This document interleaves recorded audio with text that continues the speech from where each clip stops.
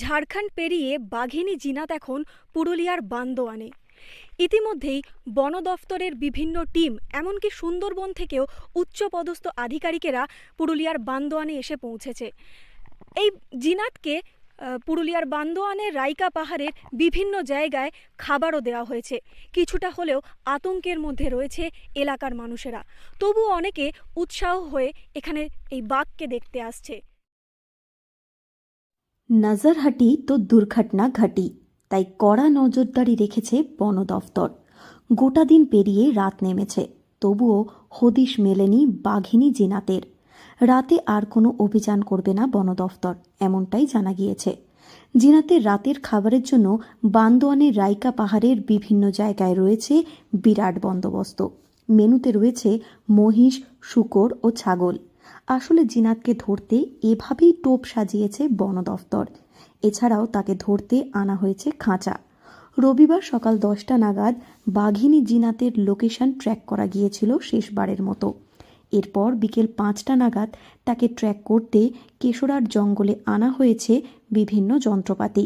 জিনাতের গলায় রয়েছে রেডিও কলার, আর তার লোকেশন বুঝতে আনা হয়েছিল সংকেত পাঠের অ্যান্টেনা। এরই পাশাপাশি ওই বাঘিনীকে খুঁজতে হাজির হয়েছে ওড়িশার সিমলাপাল টাইগার রিজার্ভ থেকে ট্র্যাঙ্কুলাইজার অভিজ্ঞ বিশেষ দল। এছাড়া রয়েছে পুরুলিয়ার ডিএফও অঞ্জন গুহ, পুরুলিয়া কংসাবতী সাউথ ডিভিশনের ডিএফও পূরবী মাহাতো।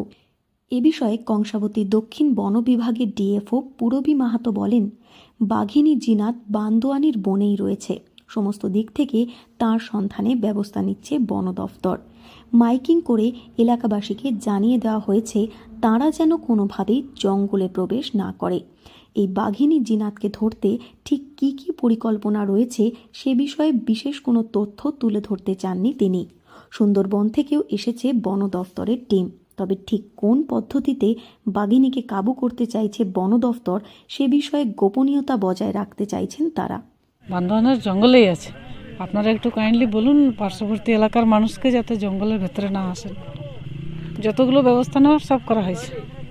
সন্ধ্যেতে কিছু অভিযানেই হবে না, আমরা জাস্ট আমাদের যেগুলো কিছু প্রসিডিউর আছে সেগুলো করছি। সন্ধ্যেতে ওকে কোনোভাবে ডিস্টার্ব করা হবে না। আমরা সকলকে রিকোয়েস্ট করবো যাতে জঙ্গল থেকে বেরিয়ে যান। দেখুন, সমস্ত পরিকল্পনা তো বলা যাবে না, আমরা বিভিন্ন জায়গায় বেটিং করে ওকে ক্যাপচার করার চেষ্টা করছি। কিছু কিছু প্ল্যান আমাদের সিক্রেট থাকে, তো সেগুলো বলা যাবে না। আর সুন্দরবন থেকে কারা এসেছেন? আচ্ছা, বিভিন্নভাবে গ্রামবাসীদের কাছে খবর পৌঁছেছে তাঁদের এলাকায় বাঘ এসেছে, তাই জিনাতকে দেখতে বহু মানুষ ভিড় জমান বান্দোয়ানে। এ বিষয়ে এলাকার মানুষেরা বলেন, বাঘিনীর আসার খবর শুনে তারা বাঘিনী দেখতে এসেছেন। তাদের সেভাবে ভয় লাগছে না, কারণ তারা জঙ্গলমহল এলাকার মানুষ, তাই লড়াই সংগ্রাম করে তাদের টিকে থাকতে হয়। সবাই বলছে বাঘ এসেছে, বাঘ এসেছে। জানতে পারলেন? গ্রামের লোক যে মানে ফরেস্টারগুলো আসছে, ওদের কাছে শুনলাম যে এখানে একটা বাঘ এসেছে আমাদের রাইকা পাহাড়ে। ওটা শুনে এসেছি, বলছে কোথায় বাঘ আছে, কোথায় বাঘ আছে, আমরা ওটা জানতে এসেছি। না, আমরা ভয় পাই না, আমরা সেই জঙ্গলমহল এলাকার মানুষ। বাঘ আসুক আর হাতি এলেও আমাদের কোনো সেরকম কিছু ভয়ের কিছু কারণ নেই। আমাদের বাঘকে খেতে দিয়ে মানে এই যে এখন আমরা বুঝতে পারছি একটা কাড়া নিয়ে এসেছে, একটা আর ছাগল কটাগুলো আছে নিয়ে এসেছে। ফরেস্টার আর এই যে যারা ওখান থেকে যা এসেছে তাদের মাধ্যমে খবর করে দেওয়া আছে যে জঙ্গল থেকে কেউ যাবে না। এই খবরটাই আমরা শুনেছি, কিন্তু আমরা মানে দেখতে পাইনি। বাঘ থেকেও কিছু কিছু হয়, কাঠ পাতা এবং গরু বাছুর চড়ায়। আমাদের এখানে তো চাষবাসের সেরকম কোনো ব্যবস্থা নেই। মানে এখানকার লোকেদের প্রায়ই কি জঙ্গলে যেতে হয়? হ্যাঁ, প্রায়ই যেতে হয় বিভিন্ন কারণে। ভয় অতটা লাগেনি, আমাদের তো এমনিতে সংগ্রাম করে আমাদেরকে থাকতে হয়, আমাদের অতটা ভয় লাগেনি। জীবকে আমরা হত্যা করব না, ওরাও থাকুক আমরাও আছি, ওদের পিছনে আমরা লাগতে যাইনি।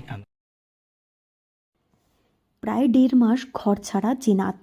বাঘিনী জিনাতের সঙ্গে রয়েছে বিশেষ স্যাটেলাইট যন্ত্র। জিনাতের নাগাল পেতে হিমশিম খাচ্ছে ওড়িশা ও বাংলার বন দফতর। মোট 15টি টিম কাজ করছে জিনাতের সন্ধানে। এছাড়াও tranquilliser team, satellite monitoring, thermal image scanning, night vision drone মনিটরিংয়ের মাধ্যমে বাঘিনীর সঠিক অবস্থান বোঝার চেষ্টা করা হচ্ছে।